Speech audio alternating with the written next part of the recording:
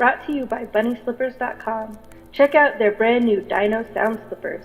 Slippers make a roaring sound every 3 steps.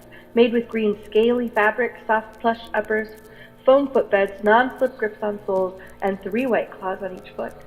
One size fits most up to women's 10.5, men's 9. Footbed measures 10.5. Black Clock Audio Tales is a daily podcast that reads you a story, either a chapter of a novel or a whole short story. Join us in our exploration of old ghost stories, supernatural fiction, horror tales, folk tales, fantasy, gothic horror, weird fiction, and cosmic horror. And don't forget to join us for our monthly show about the Cthulhu Mythos. Look for our podcast near the old wishing well in the blasted heath, wherever you find your podcasts. We suggest Podbean or Apple Podcasts. Find us on the web at pgttcm.com and at Black Clock Audio on Instagram, Twitter, and Facebook, and Black Clock Audio Tales on YouTube. Welcome to Black Clock Audio Tales. Check out our new website over at www.pgttcm.com. Edited by Daniel Spitzer, music by Kevin MacLeod. The Chamber, Oppressive Gloom, Despair. Welcome to Part 1, Folklore of Great Britain. Join us at the end of the month when we talk about the great old ones.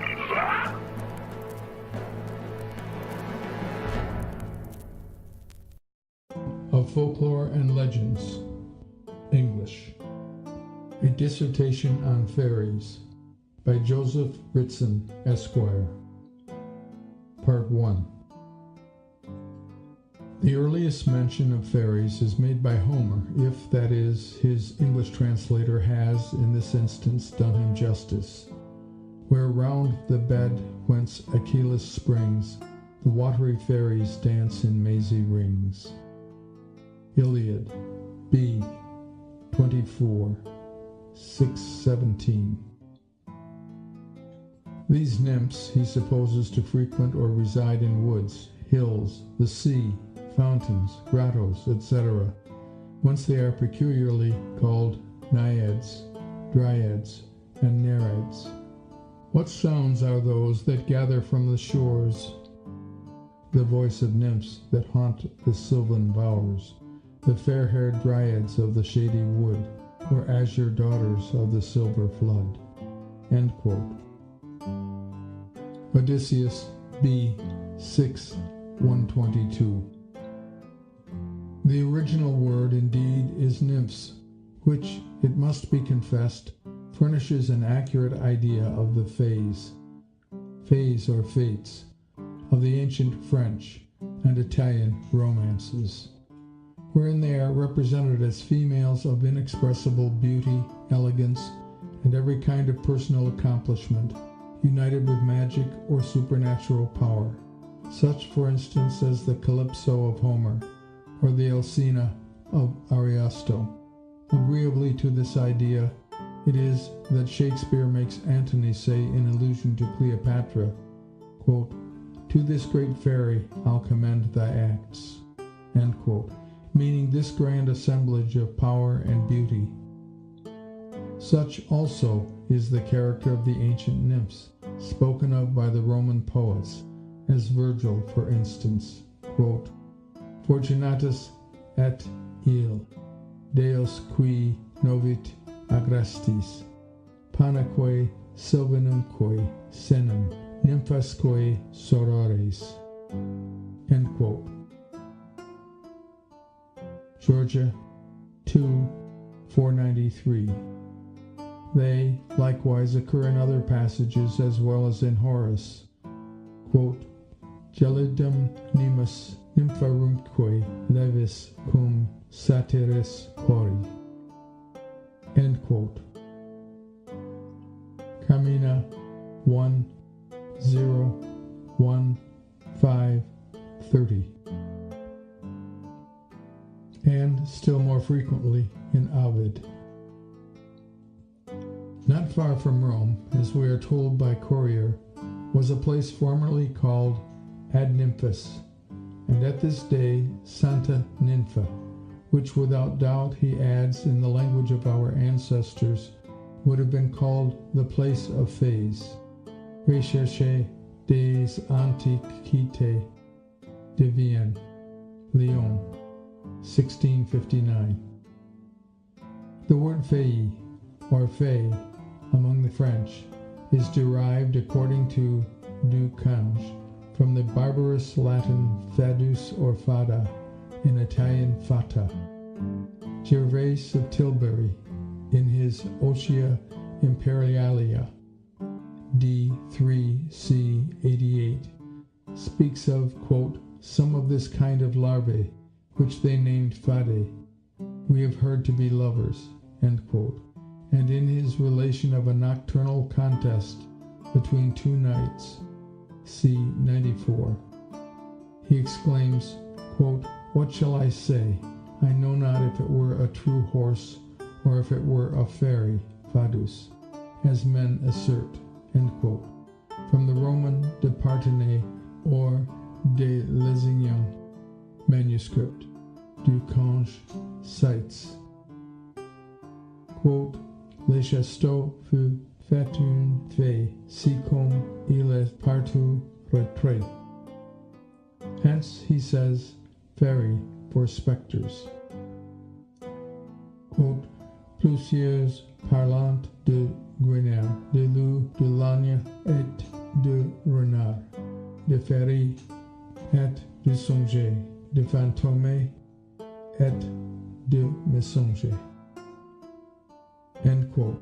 The same Gervase explains the Latin fata, fée, French, a divining woman, an enchantress, or a witch, D3C 88.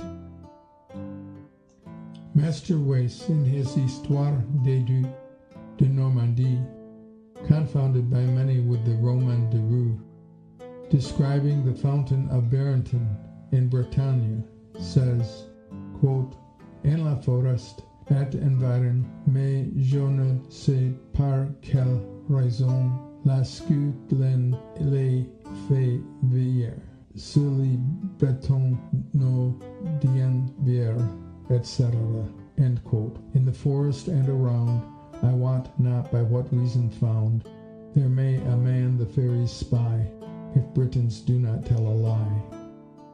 But it may be difficult to conceive an accurate idea from the mere name of the popular French fée, or fairies, of the 12th century. In Vienne, in Dauphiny, is Le Puits des Fées, or fairy well. These fays, it must be confessed, have a strong resemblance to the nymphs of the ancients, who inhabited caves and fountains. Upon a little rock, which overlooks the Rhone, are 3 round holes which nature alone has formed, although it seem, at first sight, that art has labored after her. They say that they were formerly frequented by fays, that they were full of water when it rained, and that they there frequently took the pleasure of the bath, than which they had not one more charming. Courrier, Recherche, etc. Pomponius Mela, an eminent geographer, and in point of time far anterior to Pliny, relates that beyond a mountain in Ethiopia, called by the Greeks the High Mountain, burning, he says with perpetual fire, is a hill spread over a long tract by extended shores, whence they rather go see wide plains than to behold the habitations of Pans and Satyrs. Hence, he adds, this opinion received faith, that whereas in these parts is nothing of culture, no seats of inhabitants, no footsteps, a waste solitude in the day, and a mere waste silence, frequent fires shine by night, and camps, as it were, are seen widely spread, cymbals and tympans sound, and sounding pipes are heard more than human. B3C 9.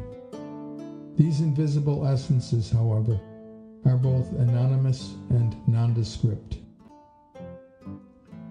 The Penates of the Romans, according to honest Reginald Scott, were, quote, the domestical gods, or rather divils, that were said to make men live quietly within doors, but some think that lares are, such as treble private houses. Larvae are said to be spirits that walk only by night. Vinculi terrae are such as was Robin Goodfellow, that would supply the office of servants, especially of maids, is to make a fire in the morning, sweep the house, grind mustard and malt, draw water, etc. These also rumble in houses, draw latches, go up and down stairs, etc. Discovery of Witchcraft, London, 1584, page 521. A more modern writer says, quote, "The Latins have called the fairies lares and larvae, frequenting, as they say, houses delighting in neatness, pinching the slut, and rewarding the good housewife with money in her shoe." Poussin, Treatise of Witches, 1673, page 53. This, however, is nothing but the character of an English fairy applied to the name of a Roman lar or larva. It might have been wished, too, that Scott, a man unquestionably of great learning, had referred by name and work and book and chapter to those ancient authors from whom he derived his information upon the Roman penates, etc. What idea our Saxon ancestors had of the fairy which they called elf, a word explained by Lai as equivalent to lamia, larva, incubus, ephialtes, we are utterly at a loss to conceive. The nymphs, the satyrs, and the fauns are frequently noticed by the old traditional historians of the North, particularly Saxo Grammaticus, who has a curious story of 3 nymphs of the forest and Hother, king of Sweden and Denmark, being apparently the originals of the weird or wizard, sisters of Macbeth. B3, page 39. Others are preserved by Olanus Magnus, who says they had so deeply impressed into the earth that the place they have been used to, having been apparently eaten up in a circular form with flagrant heat, never brings forth fresh grass from the dry turf. This nocturnal sport of monsters, he adds, the natives call the dance of the elves. B3C10. Quote, in John Milesius, any man may read of devils in Sarmatia honored, called Cutri or Kibaldi, such as we pugs and hobgoblins call. Their dwellings be in corners of old houses least frequented, or beneath stacks of wood, and these convented make fearful noise in the buttries and in dairies. Robin Goodfellow's some call them fairies.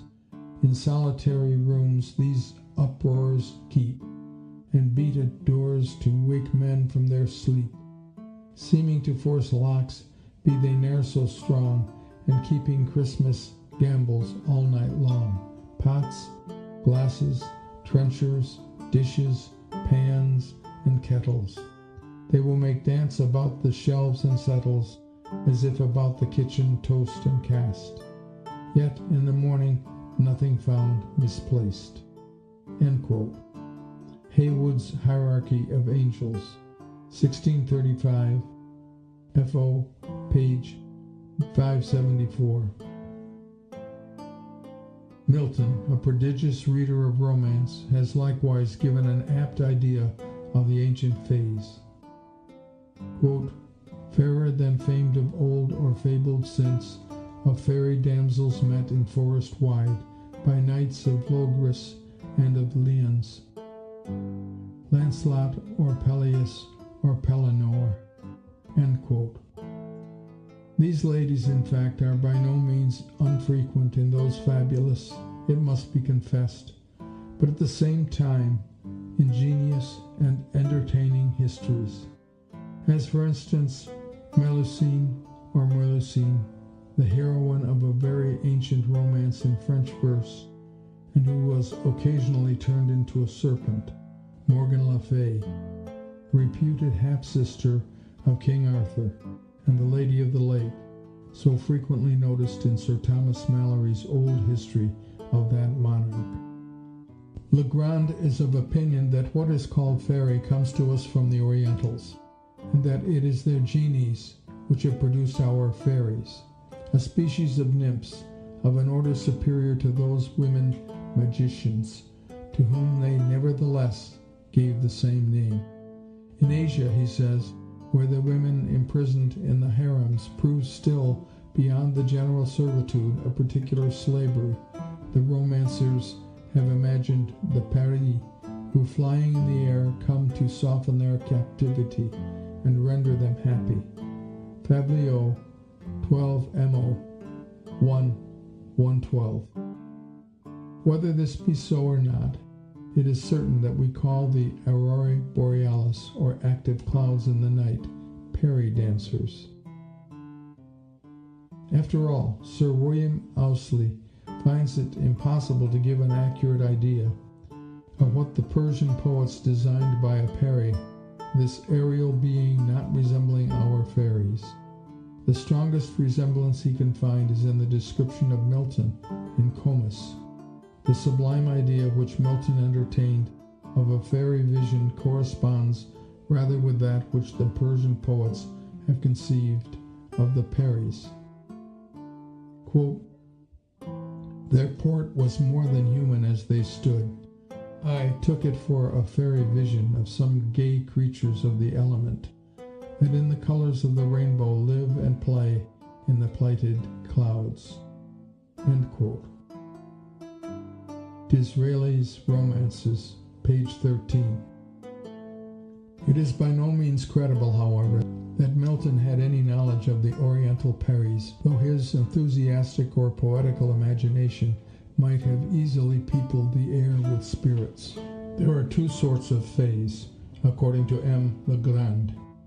The one a species of nymphs or divinities, the other more properly called sorceresses, or women instructed in magic. From time immemorial, in the Abbey of Poissy, founded by St. Louis, they said every year a mass to preserve the nuns from the power of the fays. When the process of the Damsel of Orleans was made, the doctors demanded for the first question, quote, if she had any knowledge of those who went to the Sabbath with the fays, or if she had not assisted at the assemblies held at the Fountain of the Fays, near Domprem, around which dance malignant spirits. End quote. The Journal of Paris, under Charles VI and Charles VII, pretends that she confessed that at the age of 27 years she frequently went, in spite of her father and mother, to a fair fountain in the county of Lorraine, which she named the Good Fountain to the Fays Our Lord. 1b, page 75. Gervase of Tilbury, in his chapter of Fauns and Satyrs, says, quote, there are likewise others, whom the vulgar call follets, who inhabit the houses of the simple rustics, and can be driven away neither by holy water nor exorcisms. And because they are not seen, they afflict those who are entering with stones, billets, and domestic furniture, whose words for certain are heard in the human manner, and their forms do not appear. Otia Imperialia, D. 1c. 18. He is speaking of England.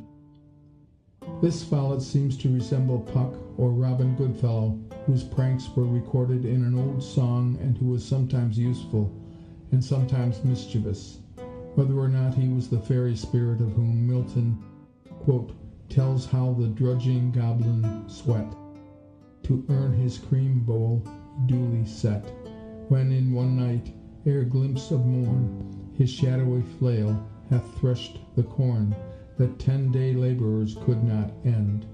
Then lies him down, the lubber fend, and stretched out all the chimney's length, basks at the fire his hairy strength, and crop full out of doors he flings, ere the first cock his matin rings. End quote. L'Allegro is a matter of some difficulty. Perhaps the giant son of the witch that had the devil's mark about her, of whom there is a pretty tale, that was called Lob Lee by the fire, was a very different personage from Robin Goodfellow, whom, however, he in some respects appears to resemble. A near female relation of the compiler, who was born and brought up in a small village in the bishopric of Durham, related to him many years ago several circumstances which confirmed the exactitude of Milton's description. She particularly told of his threshing the corn, churning the butter, drinking the milk, etc., and when all was done, quote, lying before the fire like a great rough Urgan bear, end quote. In another chapter, Gervais says, quote, as among men, nature produces certain wonderful things, so spirits, in airy bodies, who assume by divine permission the mocks they make.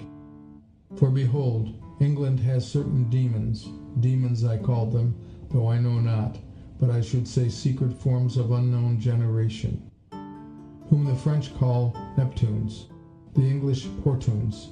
With these it is natural that they take advantage of the simplicity of fortunate peasants, and when by reason of their domestic labors they perform their nocturnal vigils, of a sudden, the doors being shut, they warm themselves at the fire, and eat little frogs cast out of their bosoms, and put upon the burning coals. With an antiquated countenance, a wrinkled face, diminutive in stature, not having in length half a thumb. They are clothed with rags patched together, and if anything should be to be carried on in the house, or any kind of laborious work to be done, they join themselves to the work, and expedite it with more than human facility. It is natural to these that they may be obsequious, and may not be hurtful. But one little mode, as it were, they have of hurting, for when among the ambiguous shades of night, the English occasionally ride alone, the Portune, sometimes unseen, couples himself to the rider, and when he has accompanied him, going on a very long time, at length, the bridle being seized, he leads him up to the hand in the mud, in which while, infixed, he wallows, the Portune, departing, sets up a laugh, and so in this kind of way derides human simplicity. End quote. Otia Imperialia D3C 61. This spirit seems to have some resemblance to the pick-tree brag, a mischievous barguest that used to haunt that part of the country, in the shape of different animals, particularly of a little Galloway, in which shape a farmer, still or lately living thereabout, reported that it had come to him one night as he was going home, that he got upon it, and rode very quietly, till it came to a great pond, to which it ran and threw him in, and went laughing away. He further says there is in England a certain species of demons, which in their language they call Grant, like a 1-year-old foal with straight legs and sparkling eyes. This kind of demon very often appears in the streets, in the very heat of the day or about sunset, and as often as it makes its appearance, portends that there is about to be a fire in that city or town. When, therefore, in the following day or night, the danger is urgent, in the streets, running to and fro, it provokes the dogs to bark, and while it pretends flight, invites them, following, to pursue, in the vain hope of overtaking it. This kind of illusion provokes caution to the watchmen who have the custody of fire, and so the officious race of demons, while they terrify the beholders, are wont to secure the ignorant by their arrival. Gervais D3C 62. Gower, in his tale of Narcissus, professedly from Ovid, says, quote, as he cast his loke into the well, he saw the like of his visage, and wend there were an image of such a nymph as though was fay. End quote. Confessio Amantis, F.O. 20b. In his Legend of Constance is this passage, quote, thy wife which is of fairy of such a child delivered is, fro kind, which stant all amiss. End quote.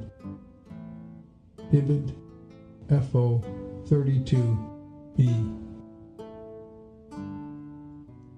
In another part of his book is a story how the king of Armenius' daughter met on a time a company of the fairy. End quote.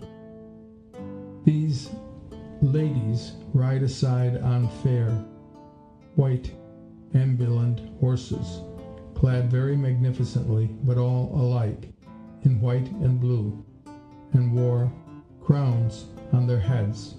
But they are not called fays in the poem, nor does the word fay or fairy once occur therein. The fairies or elves of the British Isles are peculiar to this part of the world, and are not, so far as literary information or oral tradition enables us to judge, to be found in any other country. For this fact, the authority of Father Chaucer will be decisive, till we acquire evidence of equal antiquity in favor of other nations. Quote, in old days of the King Arthur, of which the Bretons speken great honour, all was this land fulfilled of fairy. The elf queen, with higher jolly company, danced full oft in many a gren med. This was the old opinion as I read. I speak of many 100 years ago. But now can no man see non-elves mo, for now the great charity and prayers of limitories and other holy frères that search in every land and every stream, as thick as motes in the sunbeam, blissing halles, chambres, kitchenes, and boroughs, cities and bourges, castles high and torres, thropes and burnes, schepens and dairies. This maketh that there been no fairies. End quote. Wife of Bath's Tale. The fairy may be defined as a species of being partly material, partly spiritual, with a power to change its appearance, and be, to mankind, visible or invisible according to its pleasure. In the old song printed by Peck, Robin Goodfellow, a well-known fairy, professes that he had played his pranks from the time of Merlin, who was the contemporary of Arthur. Chaucer uses the word fairy as well as for the individual as for the country or system, or what we should now call fairyland, or fairyism. He knew nothing, it would seem, of Oberon, Titania, or Mab, but speaks of, quote, Pluto that is the king of fairy, and many a lady in his company, following his wife, the queen Proserpina, etc. End quote. The Merchant's Tale 10101. From this passage of Chaucer, Mr. Tyrwhitt, quote, cannot help thinking that his Pluto and Proserpina were the true progenitors of Oberon and Titania. End quote. In the process of the Wife of Bath's Tale, it happed the knight, quote, in his way to ride in all his care under a forest side, whereas he saw upon a dance go of ladies 24, and yet mo, toward this like dance he drow full yearn, in hope that he some wisdom should learn. But certainly ere he came fully there, evanished was this dance he wist not where. End quote. These ladies appear to have been fairies, though nothing is insinuated of their size. Milton seems to have been upon the prowl here for his forest side. In A Midsummer's Night Dream, a fairy addresses Bottom the Weaver, Hail, mortal, hail, which sufficiently shows she was not so herself. Puck, or Robin Goodfellow in the same play, calls Oberon King of Shadows, and in the old song just mentioned, the King of Ghosts and Shadows. And this mighty monarch asserts of himself and his subjects, but we are spirits of another sort. The fairies, as we already see, were male and female, Their government was monarchical, and Oberon, the king of fairyland, must have been a sovereign of very extensive territory. The name of his queen was Titania. Both are mentioned by Shakespeare, being personages of no little importance in the above play, where they, in an ill humor, thus encounter Oberon. Ill met by moonlight, proud Titania. What jealous Oberon, fairy, skip hence, I have forsworn his bed and company. That the name Oberon was not the invention of our great dramatist is sufficiently proved. The allegorical Spenser gives it to King Henry VIII. Robert Greene was the author of a play entitled The Scottish History of James IV, intermixed with a pleasant comedy presented by Oberon, King of the Fairies.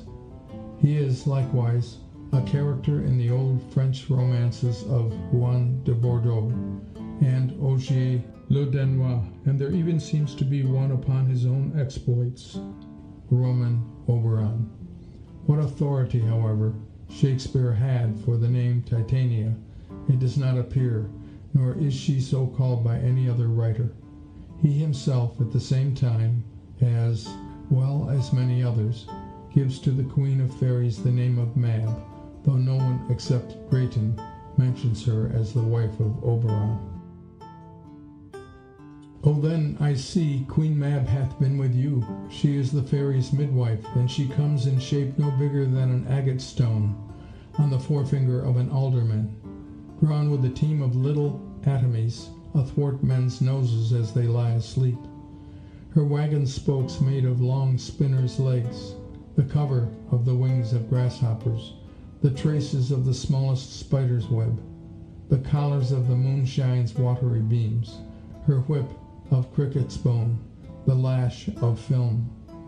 Her wagoner a small gray-coated gnat, not half so big as a round little worm pricked from the lazy finger of a maid. Her chariot is an empty hazelnut, made by the joiner squirrel, or old grub, time out of mind the fairies' coachmakers. And in this state she gallops night by night through lovers' brains, and then they dream of love. This is that very Mab, that plaits the manes of horses in the night, and bakes the elf locks in foul sluttish hair, which once untangled much misfortune bodes. Romeo and Juliet. Ben Jonson, in his entertainment of the Queen and Prince at Althorpe in 1603, describes to come tripping up the lawn a bevy of fairies attending on Mab their queen, who, falling into an artificial ring that was there cut in the path, began to dance around. Works 5:201. In the same masque, the queen is thus characterized by a satyr. This is Mab, the mistress fairy, that doth nightly rob the dairy, and can hurt or help the churning, as she please, without discerning, she that pinches country wenches, if they rub not clean their benches, and with sharper nails remembers when they rake not up their embers. But if so they chance to feast her, in a shoe she drops a tester. This is she that empties cradles, takes out children, puts in ladles, trains forth midwives in their slumber, with a sieve the holes to number, and thus leads them from her burrows, home through ponds and water furrows. She can start our Franklin's daughters in their sleep with shrieks and laughters, and on sweet St. Agnes' night feed them with a promised sight, some of husbands, some of lovers, which an empty dream discovers. Folklore and Legends, English, by Charles John Tibbets. Introductory note. The old English folklore tales are fast dying out. The simplicity of character necessary for the retaining of old memories and beliefs is being lost, more rapidly in England perhaps than in any other part of the world. Our folk are giving up the old myths for new ones. Before remorseless progress and the struggle for existence, the poetry of life is being quickly blotted out. In editing this volume, I have endeavoured to select some of the best specimens of our folklore. With regard to the nursery tales, I have taken pains to give them as they are in the earliest editions I could find. I must say, however, that while I have taken every care to alter only as much as was absolutely necessary in these tales, some excision and slight alteration has at times been required. A farmstead inn situated near the borders of Northumberland, a few miles from Holtshire, was once occupied by a family of the name W.K.N. In front of the dwelling house and at about 60 yards distance lay a stone of vast size, as ancient, for so tradition amplifies the date, as the flood.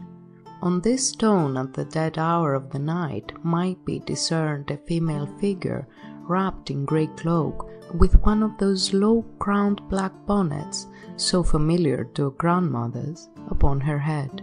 She was incessantly knocking, in a fruitless endeavour to split the impenetrable rock.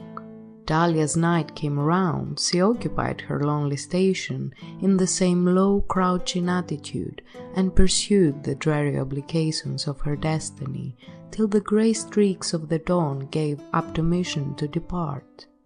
From this, the only perceptible action in which she engaged, she obtained the name of Nelly the Knocker.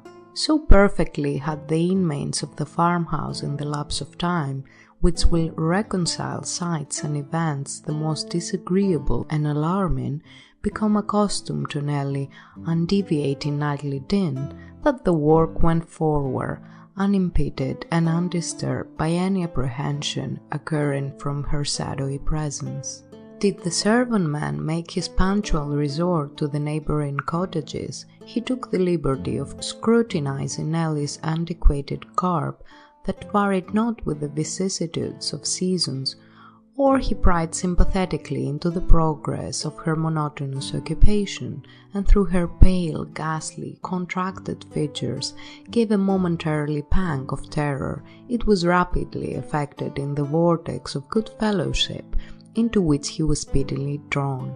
Did the loon venture an appointment with his mistress at the rustic stile of her stock-garth, Nelly's unwearied humour, instead of proving a barrier, only served, by imparting a grateful sense of mutual danger, to render more intense the raptures of the hour of meeting.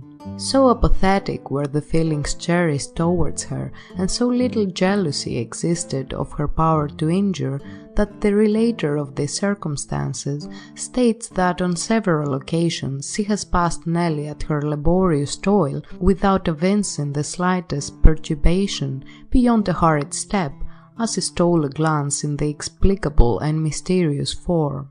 An event in the course of years disclosed the secrets that marvellous stone shrouded, and drove poor Nelly forever from the scene so inscrutably linked with her fate.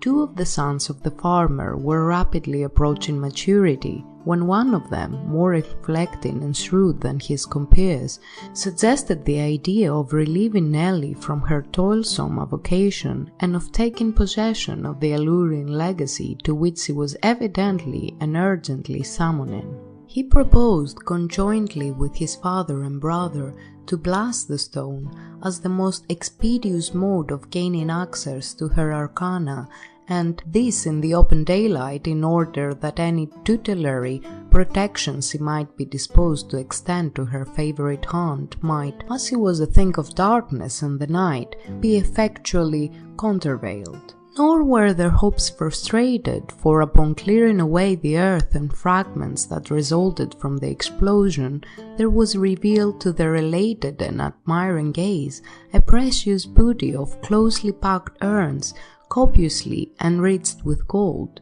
Anxious that no imitation of their good fortune should transpire, they had taken the precaution to dispatch the female servant on a needless errand, and ere her return the whole treasure was efficiently and completely secured.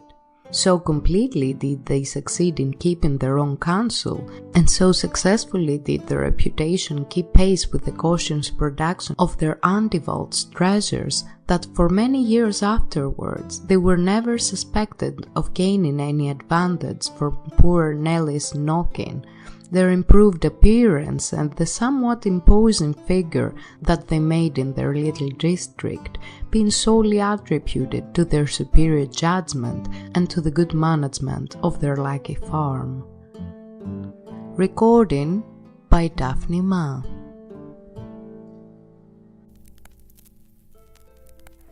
Black Clock Audio Tales. Brought to you by BunnySlippers.com. Check out their brand new Dino sound slippers. Slippers make a roaring sound every 3 steps. Made with green scaly fabric, soft plush uppers, foam footbeds, non-slip grips on soles, and 3 white claws on each foot. One size fits most up to women's 10.5, men's 9. Footbed measures 10.5. Black Clock Audio Tales is a daily podcast that reads you a story, either a chapter of a novel or a whole short story. Join us in our exploration of old ghost stories, supernatural fiction, horror tales, folk tales, fantasy, gothic horror, weird fiction, and cosmic horror. And don't forget to join us for our monthly show about the Cthulhu Mythos. Look for our podcast near the old wishing well in the blasted heath, wherever you find your podcasts. We suggest Podbean or Apple Podcasts. Find us on the web at pgttcm.com and at Black Clock Audio on Instagram, Twitter, and Facebook, and Black Clock Audio Tales on YouTube. Welcome to Black Clock Audio Tales. Check out our new website over at www.pgttcm.com. Edited by Daniel Spitzer, music by Kevin MacLeod. The Chamber, Oppressive Gloom, Despair. Welcome to Part 1, Folklore of Great Britain. Join us at the end of the month when we talk about the great old ones.